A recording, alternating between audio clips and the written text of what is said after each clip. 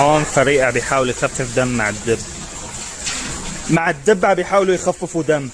ليش الحيوانات البرية بحديقة العدوي ما بترجع للبرية؟ ليش أصلا محبوسة وعم تنظلم والإنسان عم يتفرج عليها؟ هلا إذا بدنا نحاسب صاحب الفكرة فلازم نرجع زمان لسنة 1752 بالنمسا، وهي أقدم حديقة حيوانات مفتوحة للزوار بالعالم. طيب ليش ما بنرجعها للطبيعة؟ لأن يا عزيزي في اختلاف سلوكيات جذري بين الأسد بالبرية والأسد بالحديقة. الأسد والدب والفيل يلي منشوفن جوا القفص هدول ولدوا بالقفص، ما بيعرفوا شيء اسمه سهول سرنجيتي أو حقول السافانا، فبالتالي فاقدين للمهارات الأساسية بالحياة البرية مثل الصيد واللياقة والسيطرة على الأملاك. أضف لذلك ضعف المناعة لأن بيئته نظيفة مقارنة بالبرية. وإذا فكرنا مليا إنه رجعها للطبيعة خلص عمي ما بدنا حدايق، رح نضطر نخضع هي الحيوانات لبرنامج تأهيل ودمج بتحتاج سنوات وعشرات آلاف الدولارات. فالموضوع مشابه تماما لقطة بيت شلتها ورميتها بالشارع. الزبدة هدول خلقوا بحديقة حيوانات، ما بينفع سلوكيا ولا ماديا يتم دمجهم ببيئة برية، بس رح يتم جلب ألعاب تفاعلية للأسود بحديقة العدوي كرمال التحفيز السلوكي والتسلية، وهذا أمر أكدوه مسؤولين الحديقة.